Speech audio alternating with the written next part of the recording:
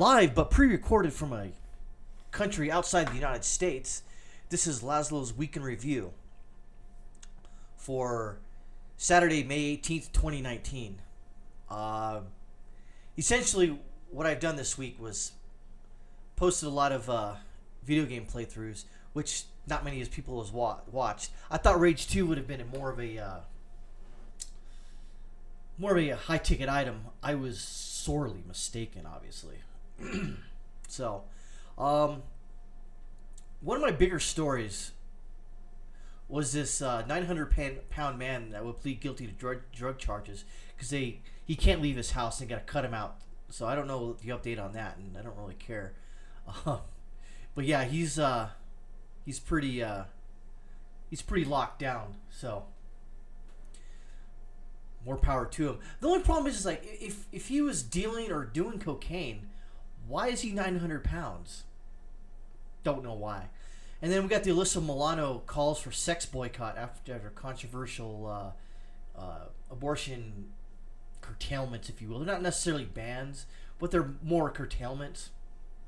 That kind of blew up in her face.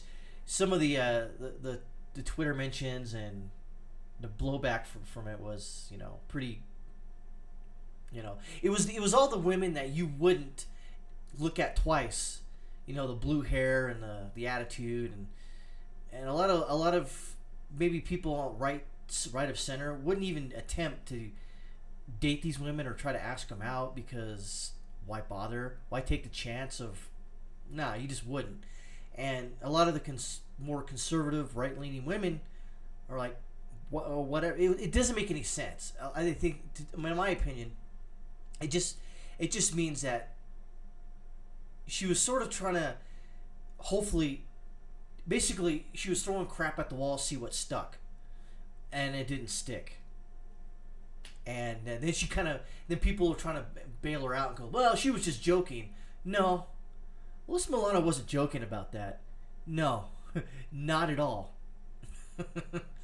And then we had the suspected terrorist camp owner from New Mexico who had I don't know if it was, I think it was his child or he had like some sort of disease, and they found him buried somewhere. And then they dropped all the charges on him, of course, because why bother? And then they found another terrorist, if you will, quote unquote, camp, suspected terrorist camp, if you will, in Alabama. And it was sort of his name was attached to it, and people are just thinking, wait, what? Why are we just learning about this now after 7-8 months? And I'm like, I think that's what part of my video was. Is like, yeah, why are we waiting 7-8 months just to find out about another terrorist camp? And how many more terrorist camps are out there? And the next one, I did 3 different videos on Joseph frickin Bernstein.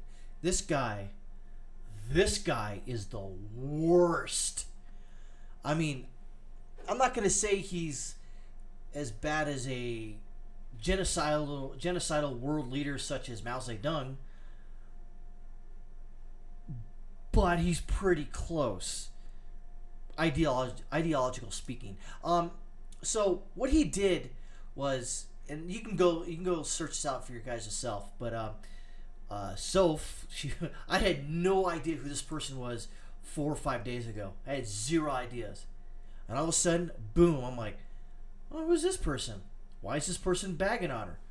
And then you find out, and you're like, oh, she's a kind of a foul-mouthed 14-year-old little girl. I'm like, and she, whether all of her thoughts are her own, which I assume they are. Some of her videos state that she does have a couple of friends that write for her, and they can collaborate, like what most comedians do.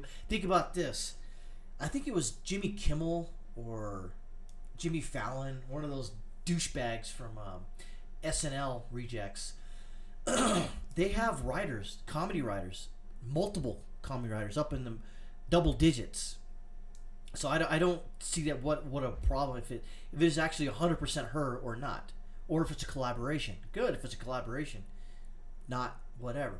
But she in one of her videos, I think it was part of a live stream, she talked about Joseph frickin' Bernstein write an email to her, and she read the email. And this guy was just like trying to bait her, kind of go, hey, why don't you, let me interview you, blah, blah, blah.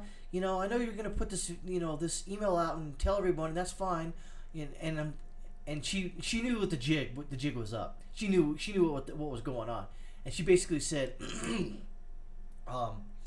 no, I'm not going to fall for this guy's trap. This guy's BS. He's going to say what he wants anyways. And in fact, he did exactly that. He went out, and you can see my video here about 3 days ago. It's about an hour long. I kind of went over this guy's news article about it, and it's what you expect from BuzzFeed. Biased reporting, opinion veiled in journalism. It was more of an edit. It was more of a hit. It was a hit piece. Don't get me wrong. It was a hit piece. He was trying to get her banned off of YouTube. That was the goal. She got like 2 strikes. I'm not sure if her video is up or channel's still up, but she kind of went over to BitChute and did a couple more videos. And then I did the update of Joseph Bernstein, and there's some old tweets that he did. One of them was kill all white people. And this was in response to a news article about how white people should be dethroned. I guess I didn't know I had a fucking throne, but apparently I do. And a couple more of his tweets, and there were just your typical standard anti-white, left-wing identitarian activism bullcrap, and that's exactly what it was. And then I did a video yesterday about I'll bring that up. He essentially, it was like, okay, here's how I describe this guy's quote-unquote addressment, or addressing, I don't know if addressment, let's see if that's a word. Yeah, there we go. Addressment of the tweet that he deleted and took down regarding Joseph Bernstein apology. Okay. So this was his apology. Essentially, he didn't apologize, and as much as I do not like this guy at all for his politics and for his terrible journalistic integrity and his terrible writing ability, it's just god awful. At least he didn't apologize. Now, I would have loved if he apologized, but he didn't, of course, because he's Joseph frickin' Bernstein. He passes through a different membrane than the rest of us. So one of his tweets, this is in response to this, he goes, and one such example came in October 2014 after reading the headline of a New Republic article that I thought was overly strenuous and almost onion-like in an attempt to be woke. The straight, white, middle-class man needs to be dethroned. Okay, that's what his... And then his tweet was, kill a white man on your way to work tomorrow. Now, of course, Twitter didn't ban or suspend this guy's account because he is a left-wing ideologue. Straight up. Now, and I criticize him for saying that, and this is about the third paragraph. He says, in recent months, there has been a very successful campaign by trolls, and I stated that these aren't trolls. These people are keeping your feet to the fire and calling your shit out. To use the now deleted tweet in an attempt to paint me as a radical identitarian left-wing activist. And he is a radical identitarian left-wing activist. Joseph frickin' Bernstein is just those 4 words right there. Radical identitarian left-wing activist. Period. He didn't apologize. He just says, well, you just took it out of context. No, I didn't take it out of context. You meant exactly what you meant. Because all of his other tweets were in the same guise, the same theme. White people bad, orange man bad. The same old tired trope. And then he had the fucking balls, the cojones, the bolas to say this. Ultimately, in any viral campaign of racially motivated murder against white men, I don't think I would be spared. Okay, that's not what I'm saying. Okay. Also, as I noticed, as I look down at forums, my color, it's color of English sand. I am white man. I'm a white man. A fact I suppose of many of the hugely anti-Semitic people spreading this troll. No, this is, no one's anti-Semitic here. Unless there's something I don't know. We're calling you out for your bullshit because you're saying that you should kill a white man on work tomorrow, even if it is in jest and it's a fucking poor joke. No one is saying, oh, you're Jewish, therefore we must need to go against you. No, this has nothing to do with your religion and or racial background. You're just a douchebag. And you got called out on it. And nothing's going to happen to you. And you know that. You gotta hate this. I gotta get off the subject because this guy is just the frickin' worst. Not only is he a bad person, he should feel bad, but he's a radical identitarian left-wing activist posing as a journalist for BuzzFeed. And BuzzFeed's not going to do anything. And like I said in one of the last videos I did about him, he should learn to code because once BuzzFeed goes out of business, and hopefully they do, he's going to need to learn to code. Or, I don't know, learn to sell oranges off on an off-ramp. I don't know. The point is that I don't like this guy. He's a terrible human being, and it has nothing to do with his racial background, his lineage, etc. It's just, he's a bad writer. He's a terrible person trying to get a 14-year-old little girl banned from YouTube. What the hell is this guy's problem? Moving along.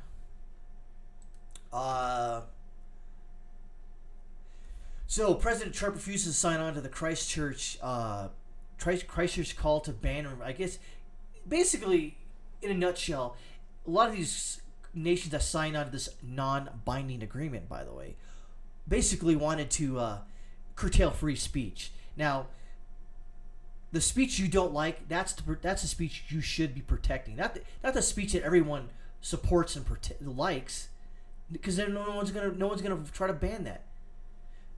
My speech could be, deemed edgy but it's not. But according to these other countries, and if you let them get their steely mitts on the internet controls by any stretch of the mean, that's not a good reason. I'm glad Trump did it. And I contrasted with Obama. He would have fucking signed this thing immediately. He goes, yeah, we're going to do this Christ code. He'd be like signing the document. But, Mr. President, we don't have the document yet. I'll sign right here. I don't give a shit. He don't care. But this president, thankfully, didn't capitulate and kind of back down because of First Amendment and free speech concerns. Thank you. And finally, a friend of mine sent me this thing he got from his kid's school. I'm not gonna tell what state, but it's out in the Midwest somewhere.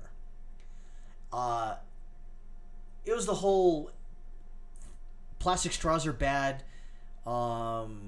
Used a metal one. Oh, but what about, disabled people? Well, I guess they can use plastic. But, and then they should be banned from restaurants. But if you really want one, you should be able to ask for one. It was just your typical standard scholastic news, bullcrap indoctrination in your child's school. So that's really about it. What's on the docket for next week? I don't know, but I assume that this world's crazy enough to throw me a bone out there, and it's gonna be crazy. But hopefully it's not. I mean, I'd like to do some happy news, but I know that it's not going to be happy. Something crazy is going to happen, and it's,